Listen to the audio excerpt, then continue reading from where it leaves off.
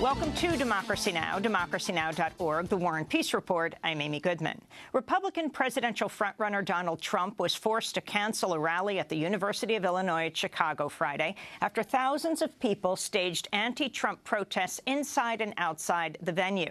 After Trump canceled the event, scuffles broke out. 5 people were arrested. One Trump supporter was photographed giving a Nazi salute. Meanwhile, in St. Louis, at least 31 people were arrested at a Trump rally Friday. On Saturday, a man in Dayton, Ohio, charged through a security barricade toward the stage where Trump was speaking. Trump later tweeted what appeared to be a doctored video purporting to show the protester with a gun and the backdrop of the ISIS flag. Despite evidence to the contrary, Trump accused the protester of links to ISIS. This wasn't a guy that was looking to, have a little fun. This was a guy that was looking to do harm. So the judge let him go. And then one of my people said, wow, they found his name. And it was probably ISIS or ISIS-related. Do you believe it? And then they go online. My people found this. Then they go online, and they find the guy is playing all sorts of very, let's say, music that you wouldn't be liking, dragging an American flag along the sidewalk, making all sorts of gestures, having all sorts of things on the Internet. The protester, Thomas DeMassimo, told police he planned to take the stage and say Donald Trump is a racist in the microphone. Meanwhile, Trump has blamed supporters of Vermont Senator Bernie Sanders for the violence at his rallies. We'll have more on the unrest after headlines. The protests at Trump's rallies come ahead of key primaries Tuesday. On the Republican side, the key prizes are Florida and Ohio, where the winner takes all of the state's delegates. On the Democratic side, delegates are awarded proportionally, with all eyes on Florida, Illinois, and Ohio. Here in New York City, Sanders supporters, many of them formerly involved with Occupy Wall Street, gathered in Zuccotti Park, the birthplace of Occupy, to phone bank for Sanders. Becca Economopoulos organized the action. We're really inspired by the incredible amount of grassroots momentum and energy that's been inspired by the Sanders campaign and its critique of Wall Street, of money in politics, and of a rigged economy. We wanted to extend that conversation as long as possible and engage many more people in this political revolution. So that's what we're doing here in Zuccotti Park. Hillary Clinton has been forced to walk back statements on President Ronald and Nancy Reagan. Speaking on MSNBC, Clinton praised the Reagans' low-key advocacy about HIV/AIDS back in the 1980s. And because of both President and Mrs. Reagan, in particular Mrs. Reagan, we started a national conversation when before nobody would talk about it, nobody wanted to do anything about it.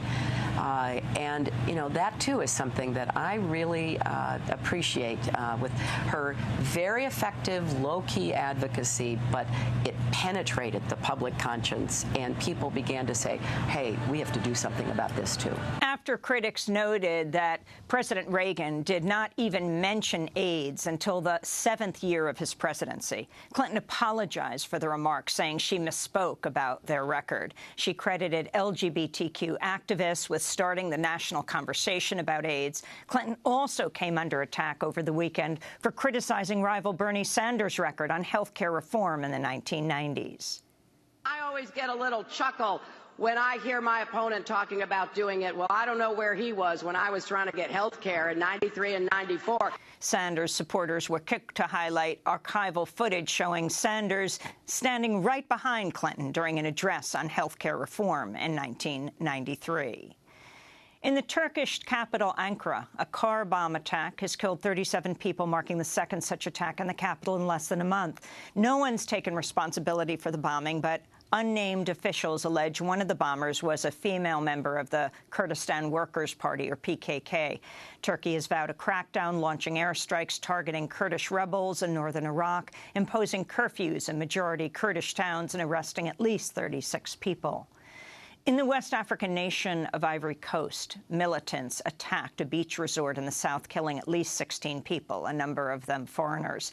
Al-Qaeda in the Islamic Maghreb has claimed responsibility for the attack. Refugees stranded on the Greek-Macedonian border staged a protest after countries along the Balkan route have closed their borders. About 12,000 people are living in a makeshift tent camp that was drenched with rain over the weekend. The refugees chanted "Merkel, Merkel," calling for the German Chancellor Angela Merkel to pressure other countries to open their borders. But back in Germany, the German Chancellor faced a major setback as an anti-refugee party made historic gains in elections, entering state parliament in all three regions that voted. The elections were seen as a rebuke of Merkel's policies, allowing more than 1 million refugees to enter Germany in the past year. Israeli airstrikes in Gaza have killed 2 Palestinian children, a 10-year-old boy and his 6-year-old sister. Palestinian officials said Yassin Abu Khousa was killed by shrapnel as he slept. His sister died in a hospital. The strikes came after Israel accused Palestinian militants of firing rockets toward Israeli communities. Police on the Japanese island of Okinawa have arrested a U.S. Navy seaman accused of raping a Japanese tourist as she slept at her hotel. Past allegations of sexual assault have been at the center of protests over the presence of U.S. troops and planned construction of a new U.S. military base in Okinawa.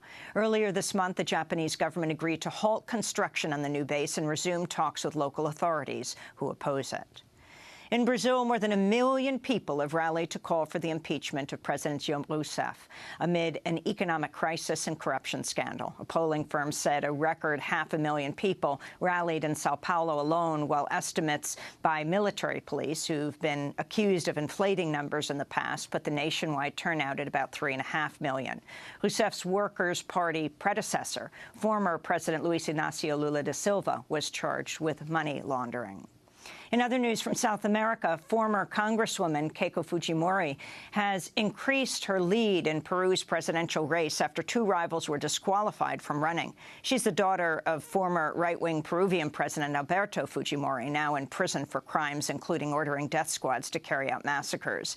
On Friday, thousands marched against Keiko Fujimori's bid ahead of first-round voting on April 10th.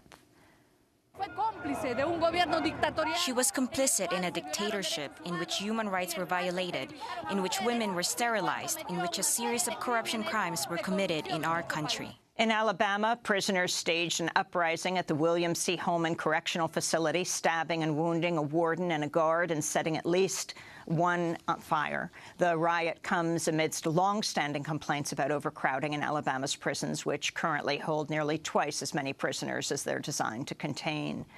President Obama has narrowed his list of potential Supreme Court nominees to 3 names and could announce an appointment to replace the late Justice Antonin Scalia as early as this week. The 3 finalists are federal appeals court judges Sri Srinivasan, Merrick Garland, and Paul Watford, all of whom are men. Srinivasan was confirmed to his current appeals court post by a unanimous Senate vote of 97-0.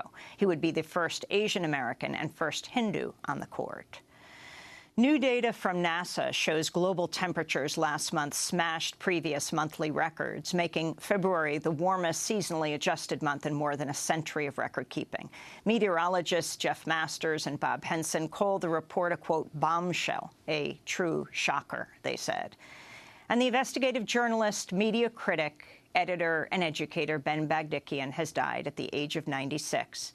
Bagdikian wrote the 1983 book, The Media Monopoly, about how the consolidation of media outlets by a small number of corporate owners threatened free expression and independent journalism.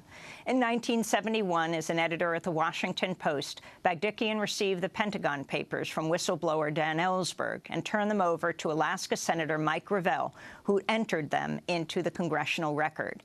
Speaking in 2007, Gravel told the story of how Ben Bagdikian gave him the top-secret documents which exposed the true history of U.S. involvement in Vietnam.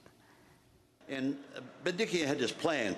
We're going to meet someplace out in the country, you know, Rock Creek Park in the dark. Hey, wait a second, Ben. I got to tell you, I got a little more experience in this than you have. What we're going to do, here's how we're going to transfer the papers. You're going to come at 12 o'clock at night under the marquee of the Mayflower Hotel in Washington, D.C. at 12 o'clock. You park your car there. I will come up with my car. You open your trunk. I'll open my trunk, and I'll pop the papers in, and I'll race off. That's the way we'll do it before God and country, and they won't even know what happened. To see Mike Gravel telling the whole story, you can go to democracynow.org. That was Alaska Senator Mike Gravel speaking about Ben Bagdikian. Bagdikian died at his home in Berkeley, California on Friday at the age of 96. And those are some of the headlines. This is Democracy Now!, democracynow.org, The War and Peace Report. I'm Amy Goodman.